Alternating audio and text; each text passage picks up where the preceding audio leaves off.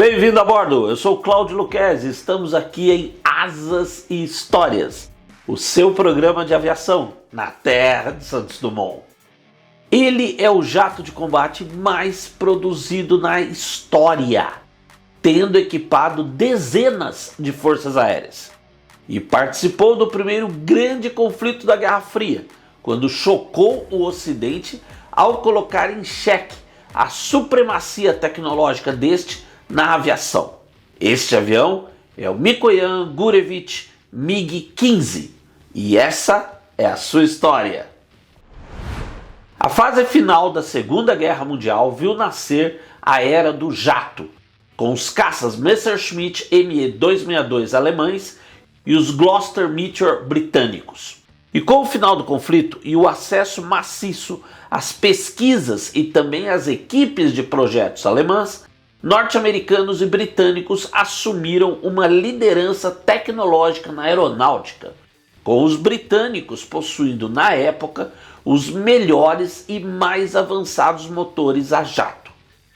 Numa situação totalmente diferente, a União Soviética tinha tido de lutar para libertar seu próprio território, e isto tinha paralisado muitas das pesquisas avançadas, incluindo as dos motores a jato.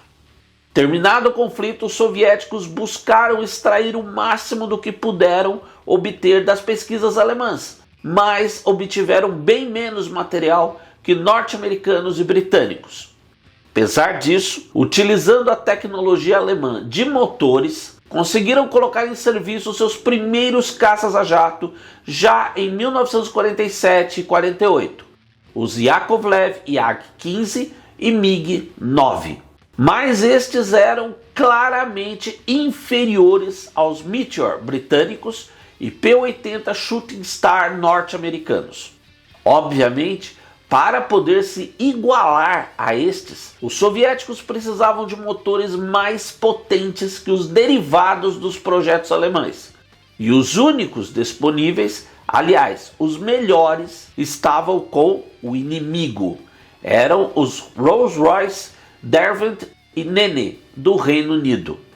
E foi sem ter muita esperança que em 1946 uma delegação chefiada por um dos principais engenheiros de motores aeronáuticos soviéticos, Vladimir Yakovlevich Klimov, viajou ao Reino Unido para negociar a compra de alguns desses motores Rolls-Royce.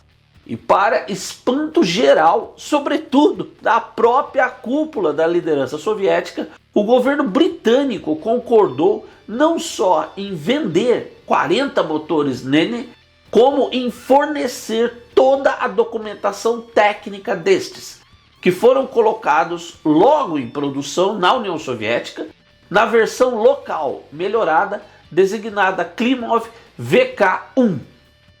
Enquanto o motor do Yak-15, baseado no Jumo 004 alemão, produzia 2.000 libras-força de empuxo, o VK-1 entregava quase 6.000. Em paralelo, a equipe de projetos liderada por Artem Mikoyan e Mikhail Gurevich trabalhava no projeto de um caça totalmente novo, utilizando as pesquisas alemãs com asas enflechadas, assim como estavam fazendo os norte-americanos e britânicos. E desse trabalho resultou um primeiro protótipo, o I-310, que voou em 30 de dezembro de 1947, revelando uma performance impressionante, assim como uma grande manobrabilidade em voo. Depois dos previsíveis acertos e melhoramentos, o modelo foi aceito para serviço na Força Aérea Soviética em 23 de agosto de 1948, com a designação MiG-15.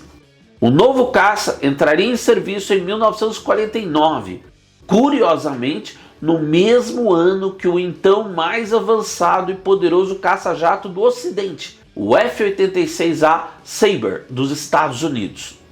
Com relação a este, o MiG-15 era mais leve e um pouco mais ágil. Atingia uma altitude maior, chegava a mais de 15.000 metros, podendo tirar vantagem disto para mergulhar em ataque ao adversário. Enquanto as velocidades máximas dos dois eram equivalentes, por volta de uns 1000 km por hora.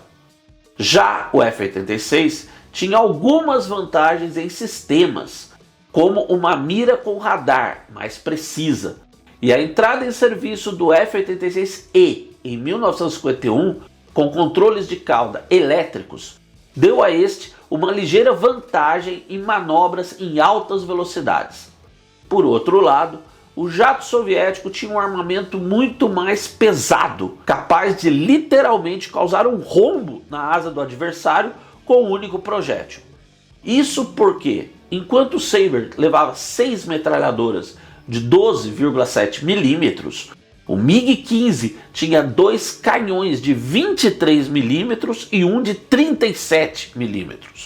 E o trabalho dos projetistas da MiG tinha sido tão genial que, embora o seu motor fosse de origem britânica, o MiG-15 era superior a qualquer caça-jato em serviço dos próprios britânicos. De fato, o seu único rival no Ocidente era mesmo o F-86 Sabre norte-americano. Mas o Ocidente só ia descobrir isso, na verdade, descobrir do que o MiG-15 era capaz durante a Guerra da Coreia, quando esses caças se opuseram ao que de melhor os Estados Unidos e o Reino Unido tinham de poder aéreo, e se mostraram adversários à altura destes, chocando o Ocidente, que até então acreditava ter uma larga margem de liderança tecnológica aeronáutica sobre a União Soviética. Uma crença que foi estilhaçada pelos canhões dos MiG-15 na Coreia. No conflito, já os primeiros combates entre os MiG-15 e os caças norte-americanos F-80 Shooting Star e F-84 Thunderjet atestaram uma ampla superioridade dos caças soviéticos, mais velozes e mais rápidos na subida, bem mais manobráveis e com muito maior poder de fogo. Além disso, se mostraram letais contra os até então quase invulneráveis bombardeiros norte-americanos B-29, obrigando estes a passar a operar quase que apenas à noite, e mesmo assim sofrendo perdas. Só houve um certo equilíbrio nos céus com a chegada mesmo dos caças F-86 Sabre.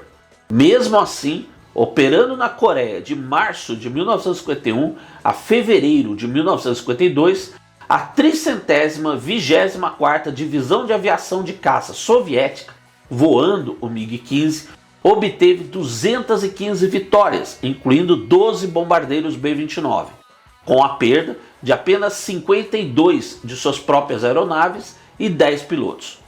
E foi no conflito, voando o MiG-15, que surgiu o primeiro as da era do jato, Sergei Kramarenko, assim como também voava o caça, aquele que foi o maior as de todo o conflito, o também piloto soviético Nikolai Sutyagin, com 22 vitórias. Por outro lado, quando enfrentavam os MiG-15 pilotados por chineses e norte-coreanos, o melhor treinamento e geralmente maior experiência, muitos tinham lutado na Segunda Guerra, davam vantagem aos norte-americanos, sobretudo quando pilotando o F-86, embora sempre o MiG-15 fosse um adversário muito respeitado. Enfim, ele parou de ser fabricado na União Soviética em 1959, mas foi também produzido sob licença na Polônia, na então Tchecoslováquia e na China, tornando-se até hoje o jato de combate mais produzido na história, com mais de 17 mil exemplares fabricados.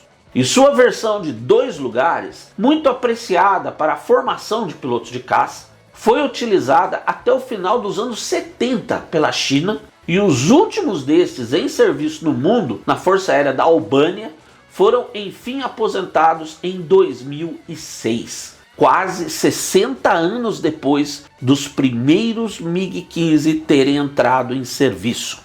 Obrigado por estar a bordo conosco em Asas e Histórias, porque pensar faz bem. Um forte abraço e até o próximo voo.